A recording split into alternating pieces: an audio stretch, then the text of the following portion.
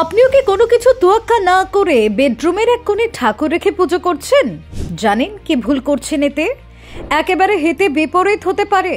মানুষ পূজা অর্চনা করেন ঘরের পরিবারের মঙ্গলের জন্য, আর সেটাই স্বাভাবিক।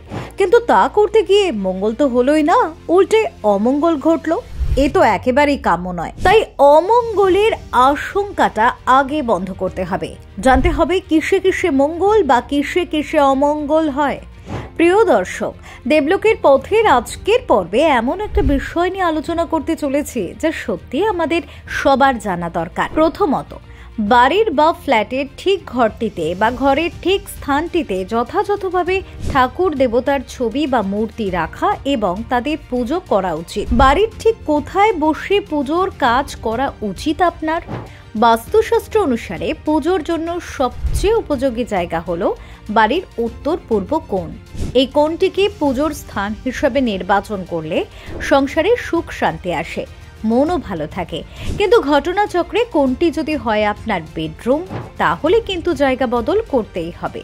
হয় পুজোর জায়গা বদল, নয় বেডরুমের জায়গা বদল। তবে সাধারণভাবে পুজোর জায়গাটি আলাদা হলে, অর্থাৎ পুজোর আলাদা ঘর থাকলে তার সংসারের পক্ষে খুবই ভালো।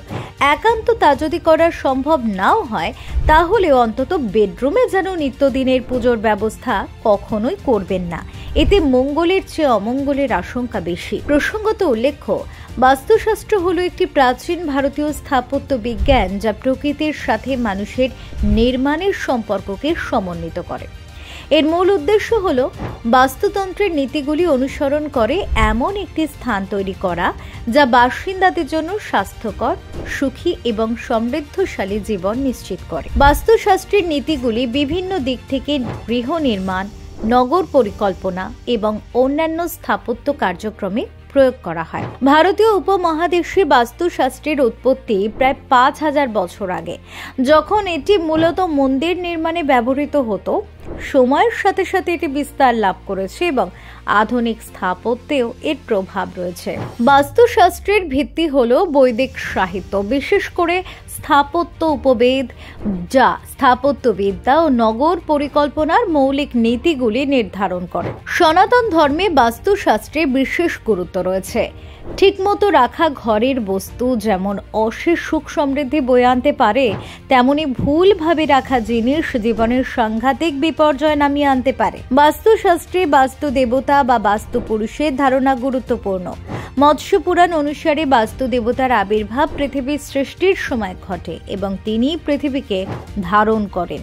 বাস্তু পুরুষের অবস্থান বিভিন্ন দিক নির্দেশ করে যে কিভাবে একটি বাড়ি বা স্থান নির্মাণ করতে হয়। বাস্তুর নীতিমালা অনুসরণ করলে জীবনে ইতিবাচক পরিবর্তন আসতে পারে, যেমন ক্যারিয়ারের উন্নতি, একাডেমিক বৃদ্ধি এবং ভালো সম্পর্ক গড়ে ওঠা। তাই আপনার শুভাকাঙ্ক্ষীদের কাছে ভিডিওটি পৌঁছে দিতে প্রচুর পরিমাণে শেয়ার করুন। ভিডিওটি অবশ্যই লাইক করুন, কমেন্টে জানান এই ধরনের আরো অজানা তথ্য আপনারা পেতে চান কিনা। চ্যানেলটিকে সাবস্ক্রাইব করে আমাদের পাশে থাকুন। কমেন্টে লিখুন জয় সনাতন ধর্মের জয়।